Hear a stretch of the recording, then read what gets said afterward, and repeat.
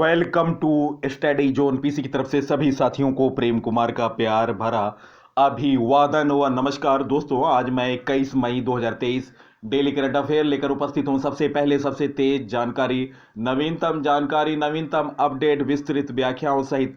तो दोस्तों, वीडियो देखने के पश्चात अपने साथियों को वीडियो अवश्य शेयर करें। फेसबुक, इंस्टाग्राम, टेलीग्राम और व्हाट्सएप ग्रुपों पर वीडियो का कंटेंट बेहतरीन है और क्वेश्चन परीक्षा में आने वाले दृष्टिकोण को ध्यान में रखकर तैयार किए गए हैं और महत्वपूर्ण जानकारी है और निश्चित तौर से आने वाले परीक्षाओं में क्वेश्चन इस वीडियो से अवश्य दिखाई पड़ेंगे। फर्स्ट क्वेश्चन, अब्दुल कबीर किस देश के कार्यवाहक प्रधानमंत्री बने? गाइस, इस प्रश्न का सही उत्तर है निम्न ऑप्शनों में ऑप्शन ए अफगानिस्तान। अफगानिस्तान की कार्यवाहक सरकार के सर्वोच्च नेता मुल्ला अबतुल्ला अखुंदजादा ने मौलवी अब्दुल कबीर को कार्यवाहक प्रधानमंत्री नियुक्त किया। सरकार के मुख्य प्रवक्ता जबहुल्लाह मुजाहिद ने गुरुवार को यह जानकारी दी। उन्होंने कहा कि उप प्रधानमंत्री अब्दुल कबीर को कार्यवाहक प्रधानमंत्री नियुक्त किया गया। उन्होंने ट्वीट किया, कार्यवाहक प्रधानमंत्री मुल्ला हसन अखुंद बीमार हैं और उन्हें कुछ समय तक कंधार में इलाज करने की जरूरत है, इसलिए मौलवी अब्दुल कादिर को प्रधानमंत्री का प्रभार सौंपा गया। मौलवी कबीर ने अगस्त 2021 में अफगानिस्तान से अमेरिकी सैनिकों की वापसी के समय तालिबान वार्ता टीम के सदस्य के रूप में कार्य किया। इससे पहले उन्होंने पूर्ववर्ती तालिबानी शासन के दौरान नंगरहार प्रांत के गवर्नर के रूप में कार्य किया था। दोस्तों, यह हैं अब्दुल कबीर जो कि अफगानिस्तान के कार्यवाहक प्रधानमंत्री बने। नेक्स्ट क्वेश्चन, किस देश ने एलिजाबेथ द्वितीय की अंत्येष्टि पर $20 करोड़ खर्च किए? गाइस, इस प्रश्न का सही उत्तर निम्न ऑप्शनों में ऑप्शन ए ब्रिटेन। गत वर्ष महारानी एलिजाबेथ द्वितीय के अंतिम दर्शन पर ब्रिटिश सरकार ने तकरीबन $16.77 करोड़ पाउंड यानी करीब $20 करोड़ खर्च किए। यह जानकारी गुरुवार को ट्रेजरी ने दी। महारानी एलिजाबेथ द्वितीय का अंतिम संस्कार गत वर्ष 19 सितंबर को किया गया था। 70 साल तक शासन करने वाली महारानी के निधन पर 8 सितंबर 2022 को 10 दिन का राष्ट्रीय शोक घोषित किया गया था। दोस्तों, ये हैं दिवंगत महारानी एलिजाबेथ द्वितीय। नेक्स्ट क्वेश्चन, हाल में किस देश में भूकंप के झटके महसूस किए गए? गाइस, इस प्रश्न का सही उत्तर है निम्न ऑप्शनों में ऑप्शन सी ग्वाटेमाला। ग्वाटेमाला के कैनिला में भूकंप के जोरदार झटके स्थानीय समय अनुसार 23:02 बजे महसूस किए गए। भूकंप झटकों की तीव्रता 6.4 मापी गई। अमेरिकी भूवैज्ञानिक सर्वेक्षण ने यह जानकारी दी। भूकंप का केंद्र 255.562 किलोमीटर की गहराई में 15.12 डिग्री उत्तरी अक्षांश और 90.8546 डिग्री पश्चिमी देशांत पर था। दोस्तों, स्थानीय समय अनुसार बुधवार रात 11:02 पर भूकंप महसूस किए गए थे। नेक्स्ट क्वेश्चन, हाल में किसने the golden the years the many joys of living a good long life पुस्तक लिखी? गाइस, इस प्रश्न का सही उत्तर निम्न ऑप्शनों में ऑप्शन ए रस्किन बॉन्ड। भारतीय लेखक रस्किन बॉन्ड ने the golden the years many joys of living a good long life नामक पुस्तक लिखी। द गोल्डन ईयर्स पुस्तक हार्पर कॉलिंस इंडिया द्वारा प्रकाशित की गई। बॉन्ड के 90वें जन्मदिन के अवसर पर 19 मई 2023 को रिलीज की गई। द गोल्डन ईयर्स बॉन्ड के 60, 70 और 80 के दशक के दौरान अनुभवों पर केंद्रित है। दोस्तों, रस्किन बॉन्ड के बारे में जानकारी। इनका जन्म 19 मई 1934 Kasauli Punjab state agency British Bharat में हुआ था। उनकी पहली पुस्तक the room on the roof तब लिखी गई थी जब वह 17 वर्ष के थे। इसमें अर्थ आत्मकथात्मक चरित्र स्टडी को दिखाया गया था। 1992 में बॉन्ड को उनके काम our tree still grow in Dehra के लिए साहित्य अकादमी पुरस्कार मिला। साहित्य और शिक्षा में उनके योगदान के लिए उन्हें 1999 में पद्मश्री और 2014 में पद्म भूषण से सम्मानित किया गया। दोस्तों, यह है रस्किन बॉन्ड हाल की महत्वपूर्ण पुस्तकें व लेखकों के बारे में जानकारी। हाल में रस्किन बॉन्ड ने the golden the years the joys of living a good long life नामक पुस्तक लिखी। गौरी खान ने नई किताब my life in design launch की। कस्तूरी रे ने अपनी किताब Draupadi Murmu from tribal hinterlands to Raisina hills लिखी। के शैलजा ने अपनी नई किताब my life is a comrade लिखी।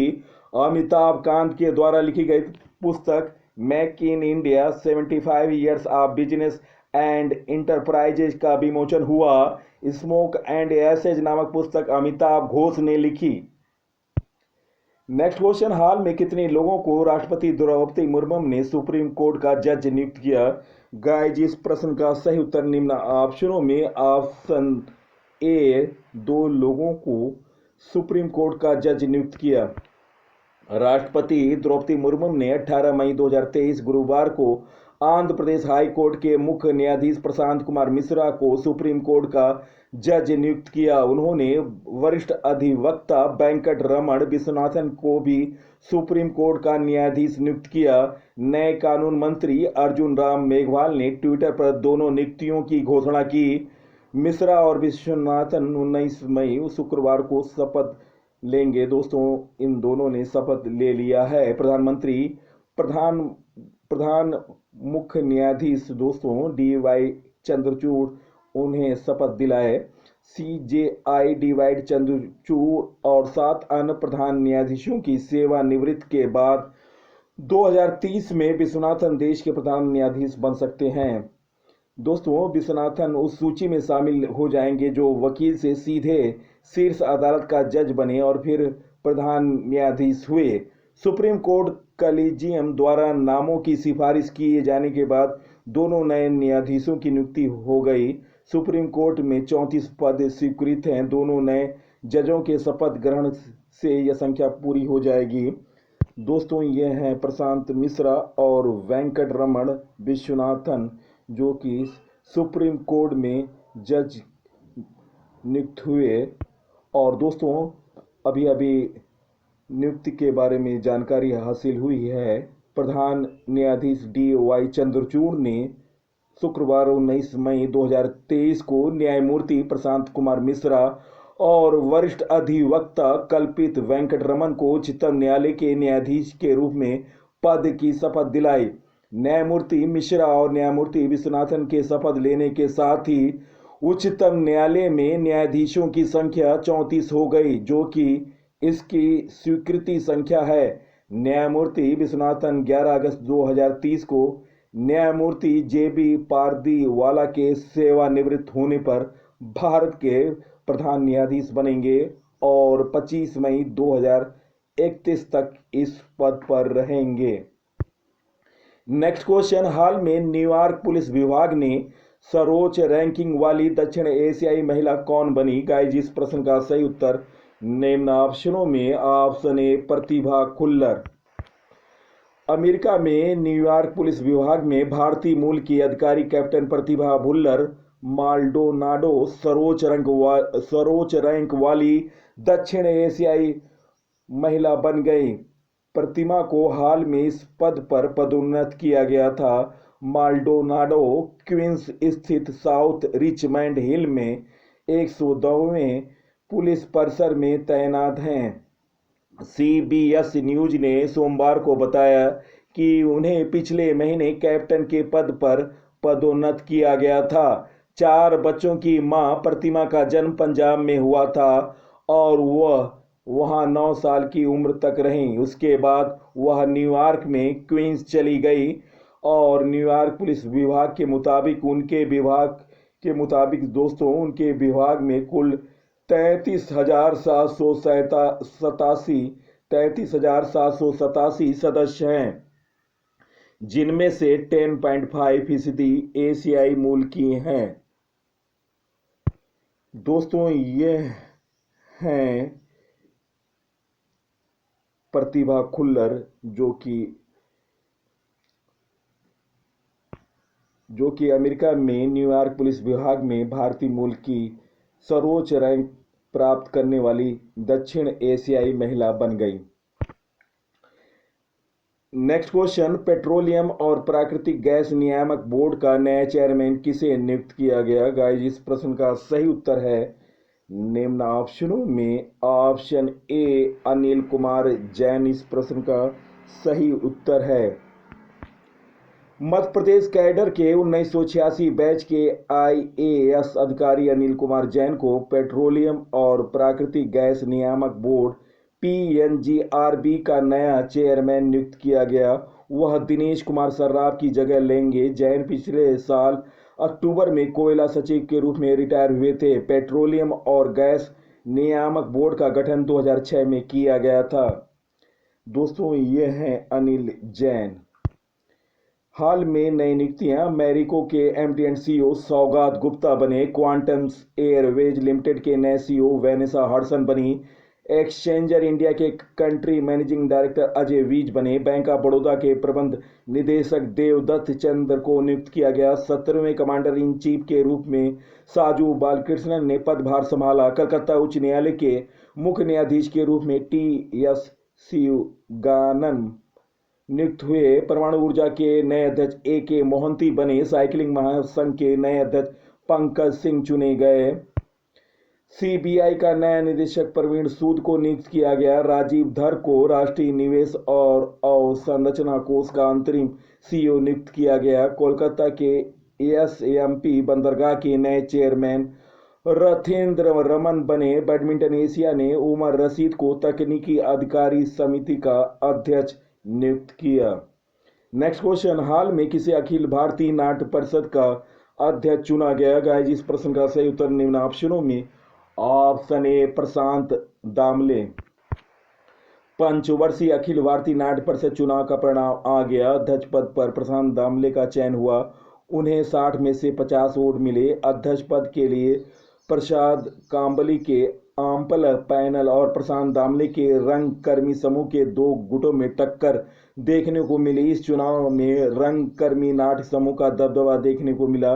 दोस्तों विजयी होने वालों के बारे में जानकारी, अध्यक्ष प्रशांत दामले, सह कारवाह समीर इंदुलकर, दिलीप कोरके, सुनील ढगे, उपाध्यक्ष नरेश गड़ेकर, उपाध्यक्ष उपक्रम भाव साहेब भाईरे,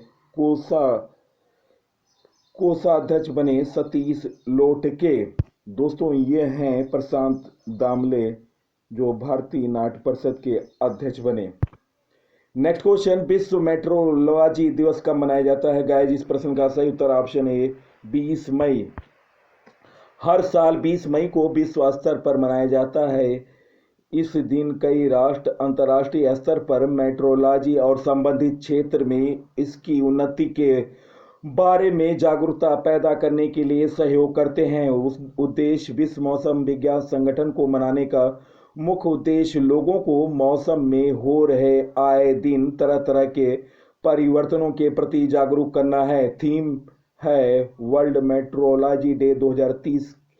दोस्तों वर्ल्ड मेट्रोलॉजी डे 2023 की थीम है डिजिटल युग में मेट्रोलॉजी है। इतिहास के बारे में जानकारी, विश्व मेट्रोलॉजी दिवस 17 देशों के प्रतिनिधियों द्वारा पेरिस फ्रांस में 20 मई 1875 को मीटर कन्वेंशन के हस्ताक्षर का वार्षिक उत्सव है। वर्ल्ड मेट्रोलॉजी प्रोजेक्ट को international organisation of legal metrology OIML और ब्यूरो इंटरनेशनल डेस्पैट्स एंड मेजर्स BIPM द्वारा संयुक्त रूप से जारी किया गया।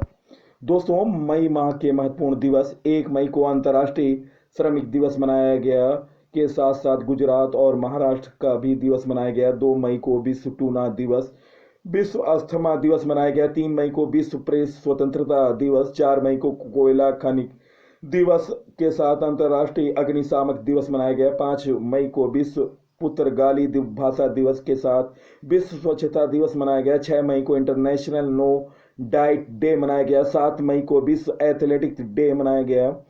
8 मई को विश्व रेड क्रॉस दिवस मनाया गया। 10 मई को अंतर्राष्ट्रीय आर्गेनिया दिवस मनाया गया। 11 मई को राष्ट्रीय प्रौद्योगिकी दिवस मनाया गया। 12 मई को अंतर्राष्ट्रीय पादप स्वास्थ्य दिवस के साथ अंतर्राष्ट्रीय नर्स दिवस मनाया गया। 13 मई को विश्व प्रवासी पक्षी दिवस मनाया गया। 15 मई को अंतर्राष्ट्रीय परिवार दिवस मनाया गया। 16 मई को international day of living together in peace मनाया गया। 17 मई को विश्व दूरसंचार और सूचना समाज दिवस मनाया गया। 18 मई को इंटरनेशनल म्यूजियम डे मनाया गया। Next question: global mobile internet speed के मामले में भारत की वर्ल्ड रैंकिंग कितनी है? गाइस, इस प्रश्न का सही उत्तर निम्न ऑप्शनों में ऑप्शन बी 60। दोस्तों, ग्लोबल मोबाइल इंटरनेट स्पीड के मामले में भारत की वर्ल्ड रैंकिंग में 4 स्थान का सुधार हुआ। अप्रैल में भारत की रैंकिंग 64 से 60 हो गई। ओकला स्पीड टेस्ट ग्लोबल इंडेक्स के मुताबिक भारत की औसत मोबाइल डाउनलोड स्पीड 33.30 से 36.35 एमबीपीएस पहुंच गई। इस मामले में कतर नंबर 1 पर बना है। गाइस, इस प्रश्न का करेक्शन कर लीजिएगा। भारत की वर्ल्ड रैंकिंग इस समय 64 है। दोस्तों, वीडियो कैसा लगा अपने विचारों को कमेंट सेक्शन में अवश्य लिखें। मेरा प्रयास बेहतर से बेहतर कंटेंट और संपूर्ण जानकारी देने का है और मैं अपने प्रयास में कहां तक सफल रहा हूं कमेंट सेक्शन में लिखें। और मैं परीक्षा में आने वाले क्वेश्चनों को ध्यान में रखकर ही मैं 10 क्वेश्चनों का सिलेक्शन करता हूं। आप इन प्रश्नों को देखें और अपने साथियों को देखने के पश्चात फेसबुक, इंस्टाग्राम, टेलीग्राम और व्हाट्सएप ग्रुपों पर शेयर करें। और दोस्तों, मेरे टॉपिक वाइज वीडियो आप प्लेलिस्ट पर जाकर देख सकते हैं। तो दोस्तों, इसी के साथ मैं इस अंक से विदा ले रहा हूं। अगले अंक में आपसे मुलाकात होगी। तब तक के लिए नमस्कार। वंदे मातरम।